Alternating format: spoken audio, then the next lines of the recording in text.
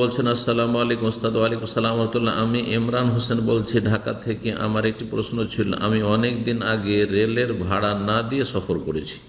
এখন আমি কি করে এই ঋণ থেকে বের হব? তখনকার ভাড়া ছিল 300 টাকার মতো। 300 টাকায় যেহেতু আপনি রেল দফতরের মেরেছেন, সুতরাং এই 300 টাকা আপনি এইভাবে আপনি পরিশোধ করবেন বা সমাধান করবেন এই বান্দার হকের। সেটা সরকারের হক, আর এই সম্পদ কোনো একজন নেতার নয়, বরং এটা রাষ্ট্রীয় সম্পদ।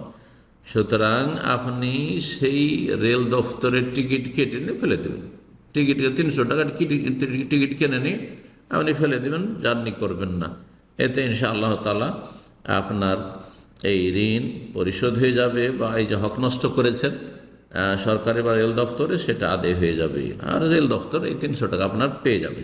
আল্লাহ তাআলা বলছেন, আসসালামু আলাইকুম শেখ। ওয়ালাইকুম আসসালাম ওয়া রাহমাতুল্লাহ। আমাদের মসজিদে মাগরিবের আজানের পর 1 মিনিট বাকি ছিল নামাজের জন্য। মুসল্লিরা অপেক্ষা করতেছে জামাতের জন্য। ইমাম সাহেব 2 রাকাত নামাজের জন্য দাঁড়িয়ে গেছেন। 1 মিনিট পরে নামাজের সময় হলে ইমাম 1 রাকাত পড়ে সালাম ফিরিয়ে দেয়, না ভুল করেছে? 1 রাকাত কোনো সালাত নেই, 1 রাকাত পড়ে সালাম ফিরবেন। যদি একামত হয়ে যায় তখন ভঙ্গ করবেন, কিন্তু ইমাম যতক্ষণ পর্যন্ত প্রস্তুত না হয় ততক্ষণ একামত দেওয়াও ঠিক নয়। জি, সুতরাং এখানে ইমামের ক্ষেত্রে বিষয়টি প্রযোজ্য নয়। অন্যান্য মুসল্লিরা কেউ হয়তো সুন্নত পড়ছে আর সে একামত শুরু হয়ে গেল, তখন সালাত ভেঙে দেবে, কিন্তু সেই ক্ষেত্রে সালাম ফিরবে না 1 রাকাত পড়ে, বা এমনিও সালাম ফিরবে না, এমনিতে ছেড়ে দেবে। মাগরিবের জন্য দাঁড়িয়ে যায় এবং 3 রাকাত আদায় করে। আমরা তো জানি দিনের নামাজ বেজোড় আর রাতের নামাজ বেজোড়, তাহলে ইমাম সাহেবের তো দিনের নামাজ জোড় করে ফেলল। এই ক্ষেত্রে বিধান কি? তিনি ভুল করেছেন, সুন্নতের খেলাফ কাজ করেছেন। বরং নবী সাল্লাল্লাহু আলাইহি ওয়াসাল্লাম বলেছেন, আল ইমাম ও দামিন, ইমাম হচ্ছে দায়িত্বশীল। হ্যাঁ, তার দায়িত্ব কখন তিনি জামাত শুরু করবেন না করবেন। এই নয় যে ঘড়ির টাইম মেনটেন করতে হবে, 1 মিনিট আগে পিছিয়ে করা যাবে না। আরে 5 মিনিট 10 মিনিট পিছিয়ে দিতে পারে, ইমামের পুরো অধিকার আছে। আজকালকার মুসল্লিরা অজ্ঞ অধিকাংশ, যারা ফরজ করে দেয় ইমামের ওপর যে ঘড়িতে টাইম হয়ে গেছে আপনি কেন লেট করলেন, এই অধিকার মোটেই নেই। যখন লোকজন জমা হয়ে গেছে এগিয়েও নিতে পারে, আবার লোকজনের বিলম্ব হচ্ছে অথবা তিনি সুন্নত শুরু করেছেন 2-4 মিনিট পিছিয়েও দিতে পারে, কোনো অসুবিধা নেই।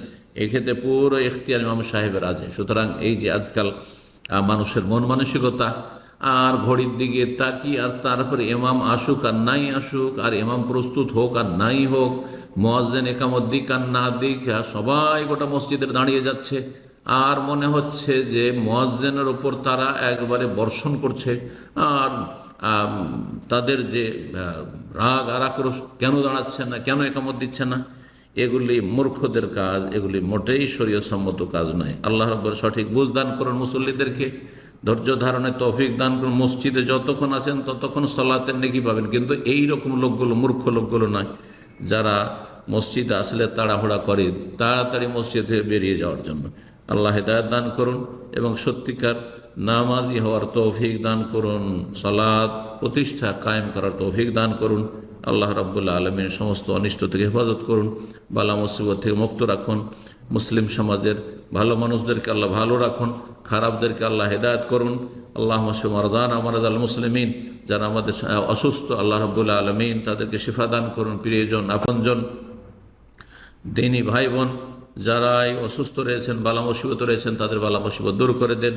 আল্লাহ রাব্বুল আলামিনের কাছে দোয়া করি, আল্লাহুম্মা শফি মারদানা ওয়া আফি মুবতালানা, আল্লাহুম্মা শফি মারদানা ওয়া আফি মুবতালানা, আল্লাহুম্মা শফি মারদানা মারাদাল মুসলিমিন। ওয়া সাল্লাল্লাহু ওয়া সাল্লাম আলা নবিয়িনা মুহাম্মদ ওয়া আলা আলিহি ওয়া সাহবিহি আজমাইন।